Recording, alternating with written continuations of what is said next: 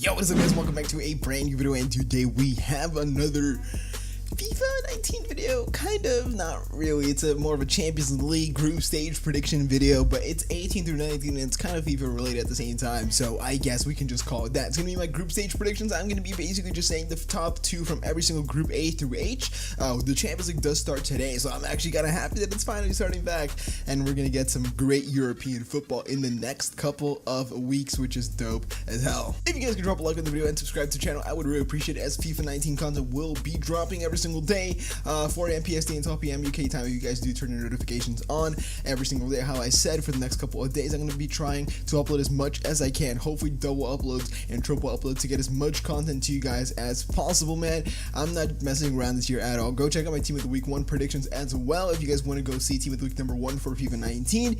And yeah, I put a lot of work into that video, so you guys should go check it out.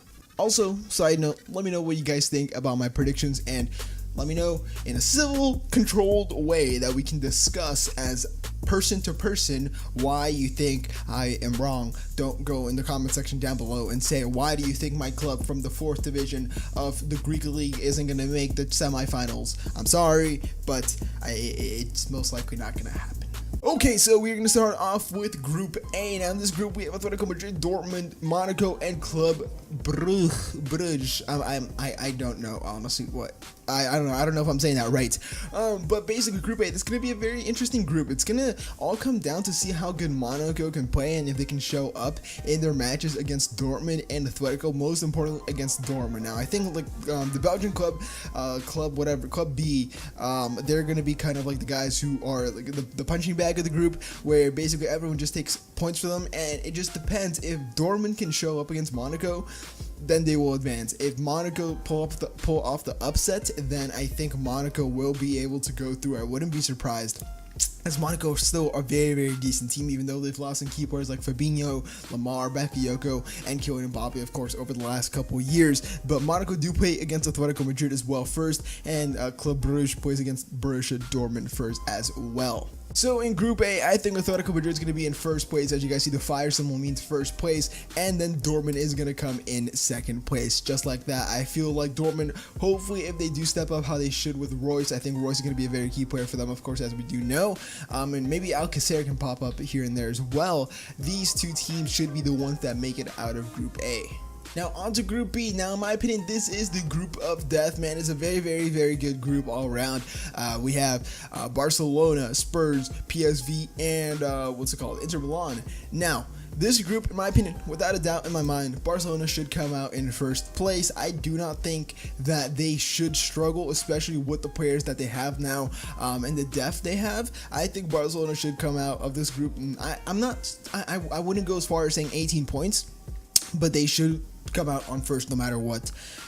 I'm going to skip Spurs and go to PSV. Now, PSV is a very, very solid team with key players such as like Lozano, and then they have De Jong, I believe, as well in center mid, and they have other key players here and there. And PSV is a very solid team. You know, they've been playing very well in the Eredivisie, and they did win the Eredivisie last year. They're the champions. So it's going to be very interesting to see how PSV do play in the Champions League. And I feel like, just like Ajax in Group E, they can pull off some upsets if teams do underestimate them. Now, people might see them as a punching bag, but personally, I see them as an underdog, but still, I'm not too sure how they're gonna do. And next up, we have Inter Milan. Now, this team is a very, very, very good team. Now, they have Miranda and De Vrij as their main center backs, not to mention Skriniar, who had a great season last year.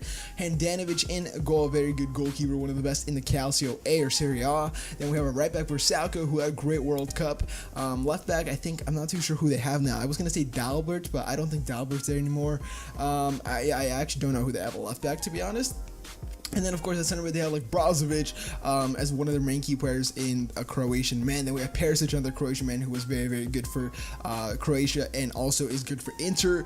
Then we have other key players like Nainggolan, who they signed. And then we have the main man up top, Mauro Icardi, who has been performing very well. Now, it all comes down to how, in my opinion, not only the back line plays, but how productive Mauro Icardi is. If he can step up to the occasion and be one of the Champions League top goal scorers, which is what Inter Milan does need, I think they will be able to beat Spurs. I personally think Inter Milan should be coming out of this group over Spurs, but I'm gonna give it to Spurs because if I had to flip a coin, or if I had to take my chances, if I had to bet on someone, I would go for Spurs, just because I feel like their quality just overcomes any chance that Inter Milan might go ahead and make it through and pull off the upset. But it just comes down to if Inter can perform. They lost 1-0 against one of the worst teams in the Serie A last weekend. So is Inter going to show up? Who knows? Are their players all going to play to their full potential? Who knows?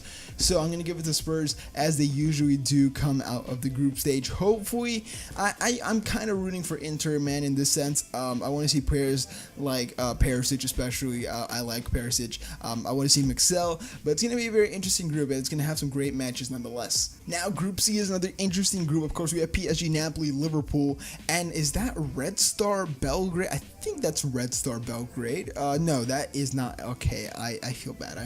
I apologize. F key Crvena. Where's the vowel? Crvena Zvezda. Okay, I honestly have no idea where that is. I think is that from Czech?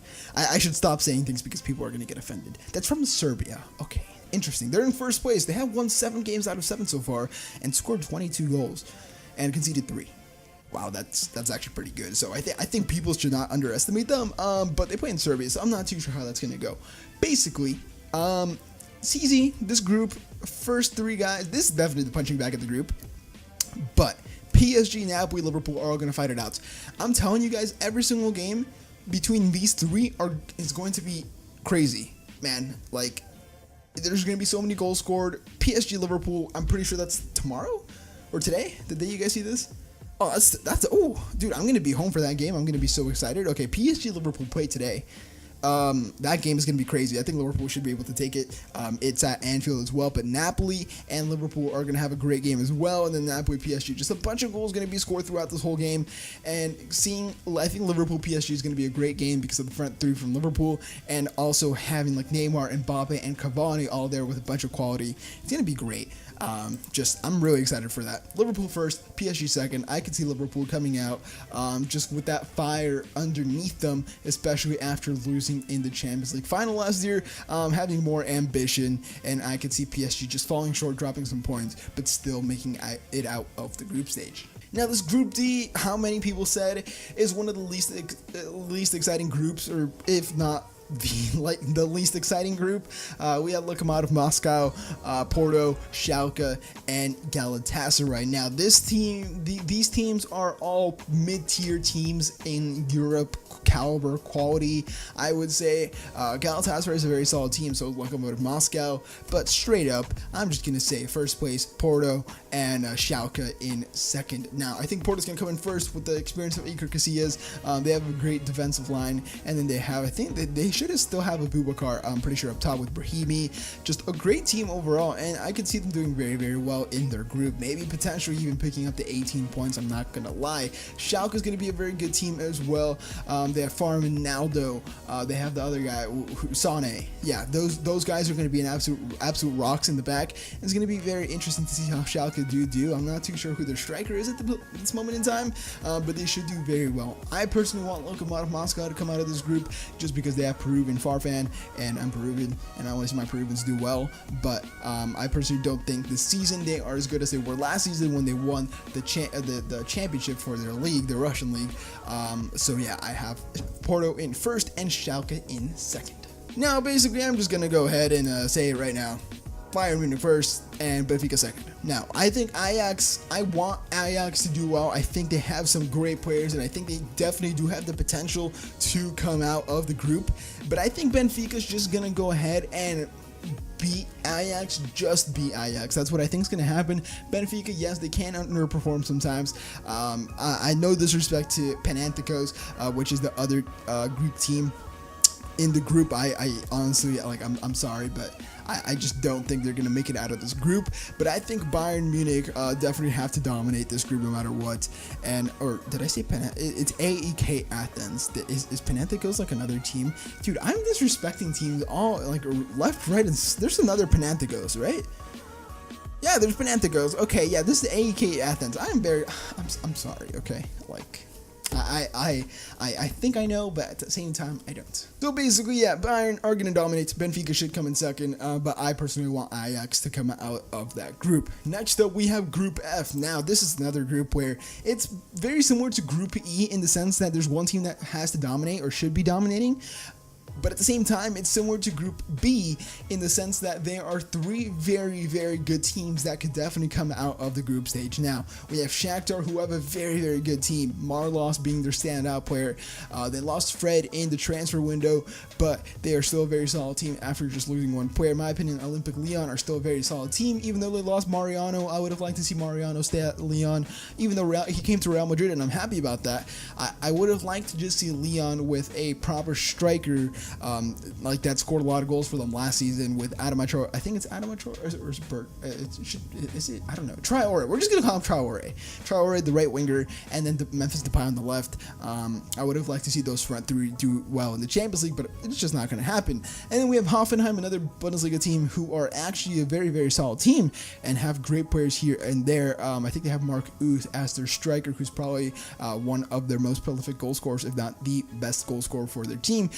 So City, obviously, first place, has to be. But who's going to come in second? I have gone for Olympic Lyon. I think Memphis Depay is finally his time to step up to the occasion. He's 25, 26 years old, and I definitely think it's finally his time to show the world how good he is. He's proclaimed himself to have all the qualities of a world-class player, and I definitely do agree with him. He has the skills.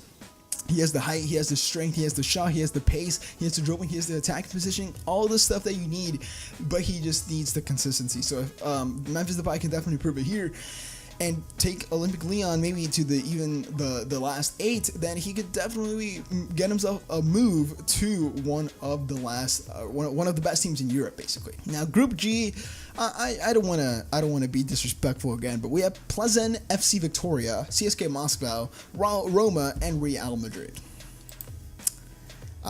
Okay, we're just gonna go ahead and do that real quick. I personally don't think CSK Moscow is gonna be a team that's gonna really compete, to be honest. And then the other team I honestly have never heard of. I'm sorry, but I'm excited for this Real Madrid Roma game. It's going to be very decisive. If Roma managed to pull out an upset against Real Madrid, then I probably wouldn't panic because I feel like Moscow and the other team could definitely just get smacked by Madrid. It's Victoria Pleasant. Where's that from? I'm not too sure. But I think Madrid has to come out in first place. Last year they came out in second, I believe it was, behind Spurs, and they still won the Champions League. So if they come out in second, it's really no big deal. Victoria Pleasant is from Czech Republic. They have 7 games won and 1 game lost. So it's going to be very interesting to see how they do when they're going to be considered the punching bag, just like I consider them. And then last but not least, Group H, another game another group that I'm very, very excited to see, because this group is very solid. Young Boys is a great team, okay? They had some very, very good players last year. I think they can definitely pull off some upsets against Valencia. If Manchester United aren't careful, they could too. Valencia is a great team. They have Batshuayi and Gamero up top now as their main strikers. I believe there's someone else that I can't think of right now.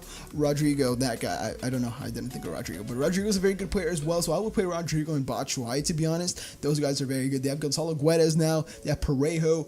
It's a very solid team with Garay in the back. I think they still have Neto in goal, and Gabriel Paulista, he's a very good center back as well.